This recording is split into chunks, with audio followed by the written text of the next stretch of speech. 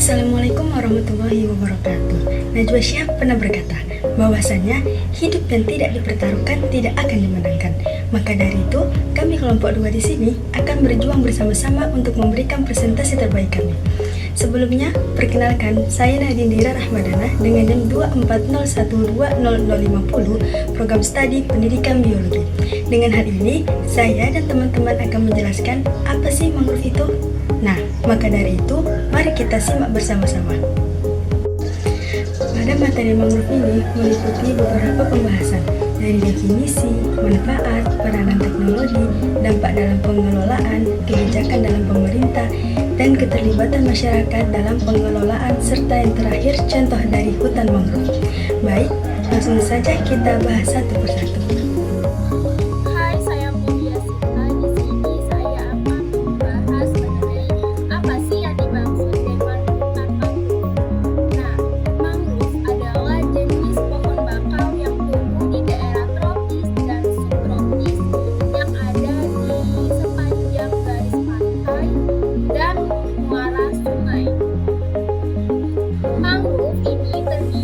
Berbagai spesies pohon yang tahan terhadap ketersediaan garam yang tinggi, pasang surut air, dan kondisi lingkungan yang keras. Mangrove atau yang sering disebut dengan hutan bakau ini juga memiliki adaptasi khusus, antara lain akar yang tumbuh untuk bernapas dan mengatasi kondisi tanah yang berlumpur yang kekurangan oksigen. Baik, saya Ulfa Fitriani akan melanjutkan materi selanjutnya, yaitu tentang manfaat hutan mangrove.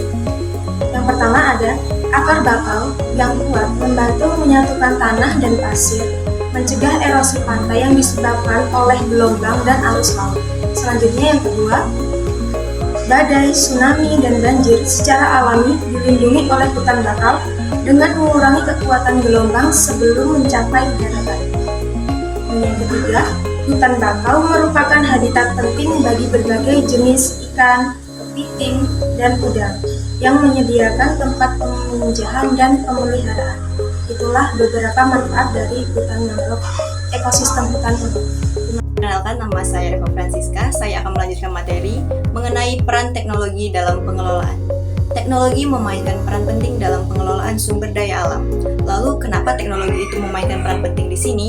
Ya, karena teknologi ini menyediakan alat-alat canggih untuk memantau, merencanakan, dan melaksanakan proyek dengan lebih efisien, efektif, dan berkelanjutan.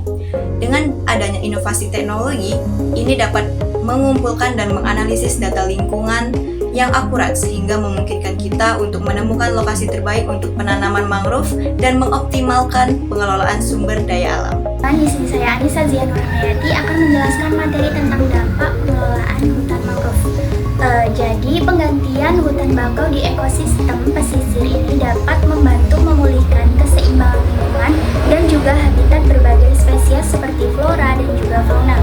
Kemudian juga kuatnya akar pada tanaman bakau ini juga dapat membantu menahan tanah dan juga pasir akibat dari kencangnya angin laut dan juga akibat kencangnya gelombang laut yang dapat menyebabkan erosi di sekitar pesisir pantai.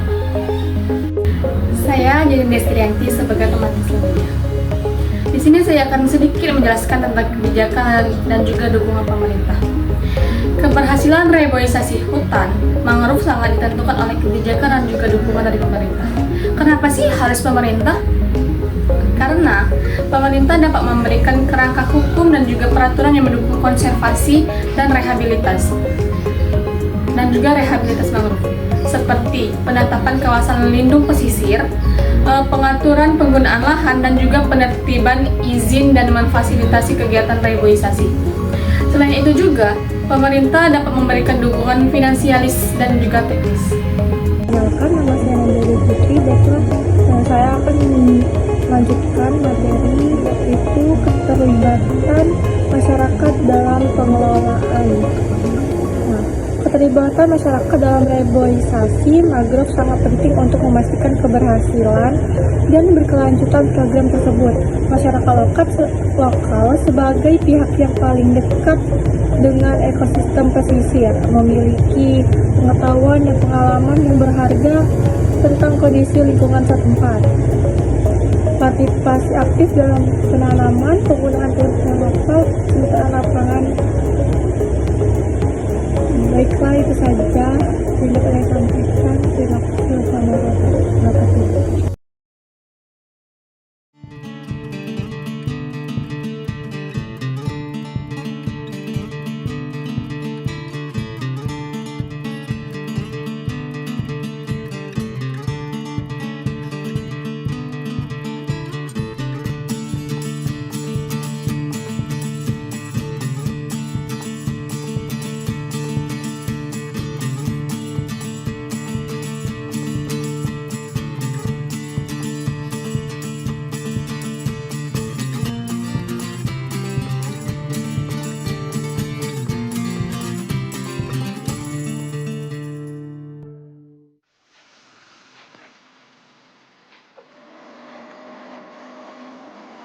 Tapi pun, pemirsa, sungai merupakan sumber penghidupan bagi manusia dan makhluk lainnya.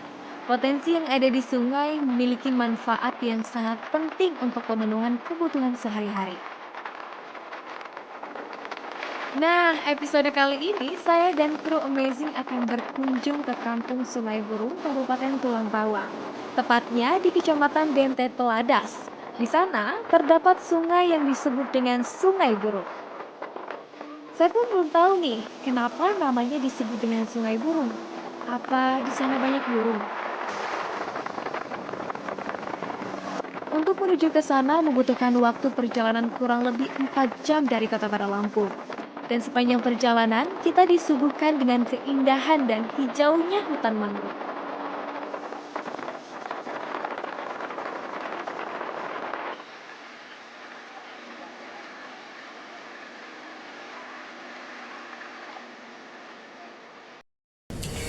Nah, materi yang dapat kita ambil bahwasanya penghijauan hutan bakau sangatlah penting untuk menjaga keseimbangan ekosistem pesisir dan mengatasi berbagai tantangan lingkungan global.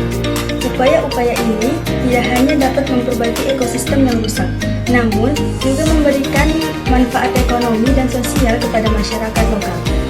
Ekosistem mangrove di berbagai negara hanya dapat berhasil jika dapat dukungan kebijakan, keterlibatan masyarakat, dan teknologi modern yang dimanfaatkan. Semoga apa yang dapat kami sampaikan bermanfaat bagi kita semua. Zikir, fikir, dan amal soleh. Wassalamualaikum warahmatullahi wabarakatuh.